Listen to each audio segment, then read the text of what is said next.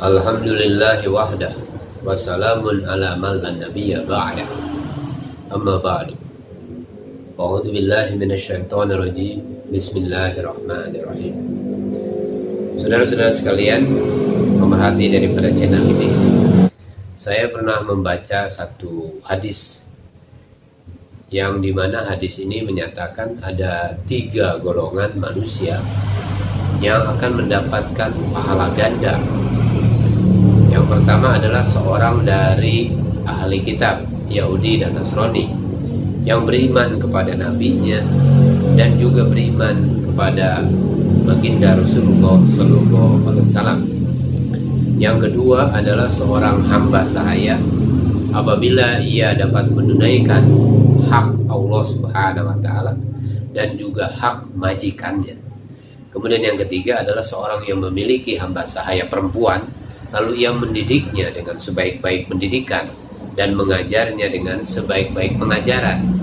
Kemudian ia memerdekakannya dan setelah itu ia mengawininya, maka baginya adalah pahala ganda.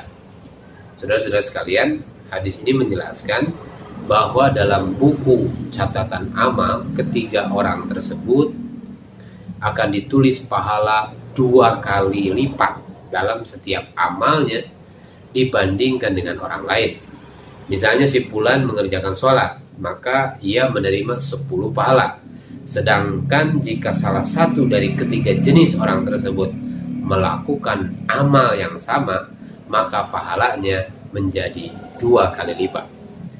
Saudara-saudara sekalian yang dimuliakan Allah Subhanahu wa Ta'ala, kemudian saya ingin mengingatkan kembali saudara-saudara sekalian tentang satu hadis dari Ausad rahimahullah yang menceritakan pernah Abu Bakar radhiyallahu anhu berkhutbah kepada kami. Katanya pada tahun lalu baginda Rasulullah SAW berdiri di tempat saya sedang berdiri ini.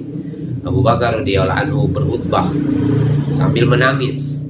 Lalu Abu Bakar radhiyallahu anhu berkata, mohonlah kepada Allah Subhanahu wa Ta'ala mu'afah, atau katanya afiat, keadaan baik. Karena tiada seorang pun yang diberi sesuatu setelah nikmat yakin, nikmat iman, nikmat keyakinan yang kuat kepada Allah Subhanahu wa Ta'ala yang lebih utama daripada nikmat afiah atau mu'afah. Jadi nikmat yang kedua setelah nikmat iman adalah nikmat kesehatan. Saudara-saudara sekalian yang dimuliakan Allah Subhanahu wa Ta'ala, Rasulullah SAW bersabda di dalam hadis yang lain untuk mengingatkan kita bahwa kebaikan daripada umat ini adalah keyakinan dan juhud, yaitu tidak mencintai dunia. Dan awal kehancuran umat ini adalah dengan kebahilan dan panjang angan-angan terhadap dunia. Jadi bahil ini tidak mau membelanjakan harta di jalan Allah Subhanahu wa Ta'ala. Misalnya tidak mau sedekah, tidak mau zakat dan sebagainya.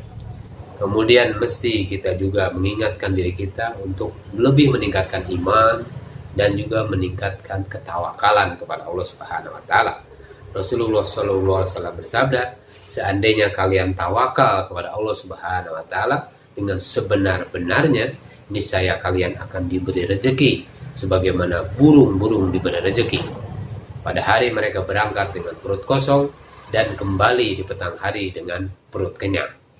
Nah, inilah maksudnya keyakinan hubungannya dengan tawakal kepada Allah Subhanahu wa Ta'ala. Jadi ketawakalan yang sempurna ini mesti wujud dalam diri kita. Saudara-saudara dimuliakan oleh Allah Subhanahu wa Ta'ala, Jabir bin Abdullah radhiyallahu anhu menceritakan bahwa ia pernah ikut berperang bersama Rasulullah SAW menghadapi Najd. Ketika baginda Rasulullah SAW pulang dari peperangan, ia juga ikut pulang bersama beliau. Dalam perjalanan rasa kantuk menguasai mereka ketika mereka berada di suatu lembah yang ditumbuhi pohon-pohon berduri. Lalu Rasulullah SAW turun dari untanya, sedang para sahabatnya berpencar mencari tempat berteduh di bawah pepohonan. Rasulullah SAW pun berteduh di bawah sebatang pohon dan menggantungkan pedang beliau pada pohon tersebut. Baru saja kami tertidur sejenak, tiba-tiba Rasulullah Shallallahu Alaihi Wasallam memanggil kami, dan ternyata di samping beliau ada seorang Arab Badui. Lalu Rasulullah Shallallahu Alaihi Wasallam bersabda, orang Badui ini mengambil pedangku, kata Rasulullah Shallallahu Alaihi Wasallam, dan menghunuskannya kepadaku ketika aku sedang tidur tadi. Hingga ketika aku terbangun, pedang telanjang yang terhunus telah berada di tangannya, dan dia berkata kepadaku, siapakah yang dapat menyelamatkanmu dariku?